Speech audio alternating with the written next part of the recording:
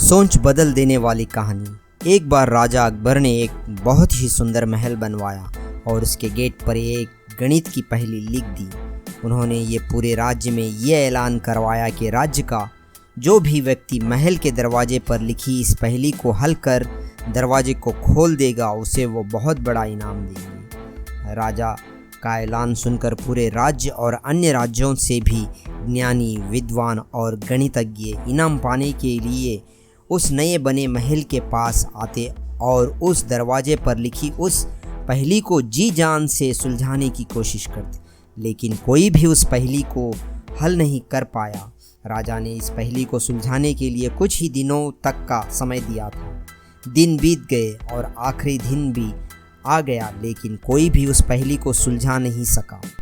आखिरी दिन दो गणित के बहुत बड़े विद्वान उस द्वार के पास आए। क्योंकि आखिरी दिन था इसलिए राजा अकबर और उनके साथ में बीरबल भी ये देखने आए कि क्या ये दो विद्वान जिनके बारे में उन्होंने काफ़ी कुछ सुन रखा था वो इस द्वार पर लिखी पहेली को सुलझाकर उस दरवाजे को खोल पाते हैं या नहीं। उन दोनों विद्वानों ने अपने साथ लाई ढेर सारी गणित की किताबें एक के बाद एक उलट पलट कर डाली, लेकिन वे दोनों भी उस पहेली का किसी तरह से हल नहीं ढूंढ पाए। ये देखने के बाद राजा अकबर का चेहरा उदास हो गया। वो सोचने लगे कि क्या उनके राज्य में कोई भी इतना समझदार नहीं कि एक छोटी सी गणित की पहेली को हल कर पाए। अकबर के पास में खड़े बीरबल ने उनके चेहरे से उनकी परिस्थिति भांप ली। जब राजा अकबर ने बीरबल की तरफ इस उम्मीद से देखा कि वो इस पहेली का हल सुलझा देगा, तो बीरबल ने सामने से राजा से कहा कि महाराज, अगर आप कहे तो मैं एक बार कोशिश करूं। अकबर ने बीरबल को तुरंत अनुमति दे दी। बीरबल उस दरवाजे के पास गया और धीरे से उस दरवाजे को धक्का दे दिया। वो दोनों बड़े विद्वान और वहाँ पर खड़े बाकी सभी लोग ये देखकर हैरान रह गए, क्योंकि वो दरवाज़ा खुल चुका था। सभी ने बीरबल से पूछा कि उसने ये कैसे किया।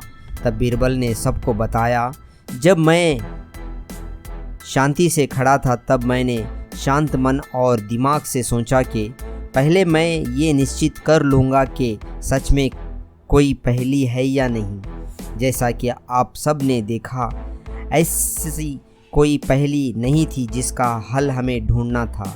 हमें बस ये पता करना था कि दरवाज़ा इस पहेली के बिना भी खुल सकता है या नहीं।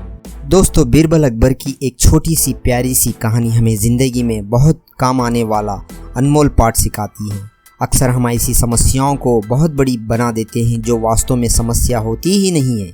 बस हमारे दिमाग में आए कुछ फालतू के विचार होते हैं जिनके बारे में ज़्यादा सोच कर हम परेशान होते रहते हैं।